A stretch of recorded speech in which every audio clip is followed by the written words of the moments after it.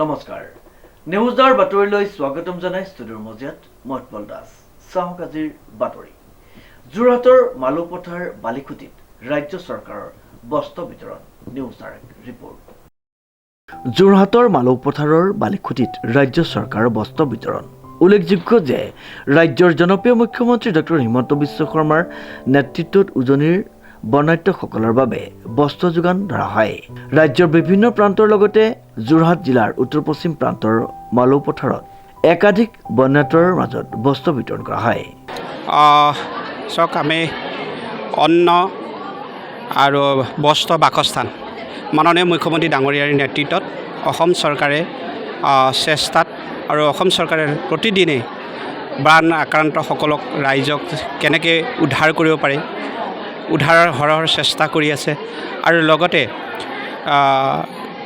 বিভিন্ন বিষয়ত তেখেতে চকু দিছে যাতে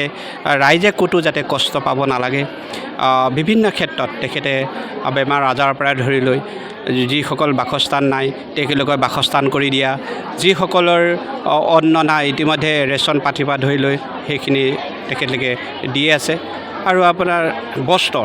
বস্ত্ৰ তেখেতে কৈছে যে যিসকলে বানপীড়িতসকলৰ হয়তো কাপোৰ কানিৰ পৰা ধৰি লৈ বিনষ্ট হৈ গৈছে কাপোৰ কানি উদ্ধাৰ কৰিব পৰা নাই তেখেতলোকৰ কাপোৰৰ কাৰণেও অকণমান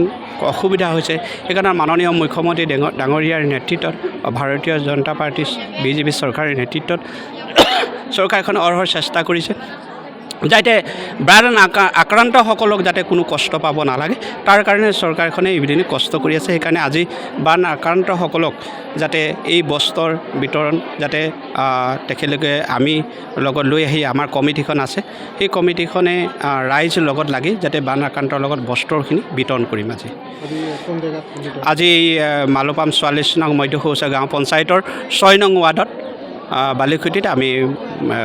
বান আক্ৰান্তসকলক বস্ত্ৰ বিতৰণ কৰিম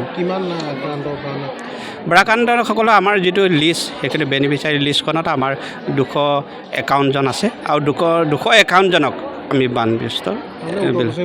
উত্তৰ পশ্চিম যোৰহাট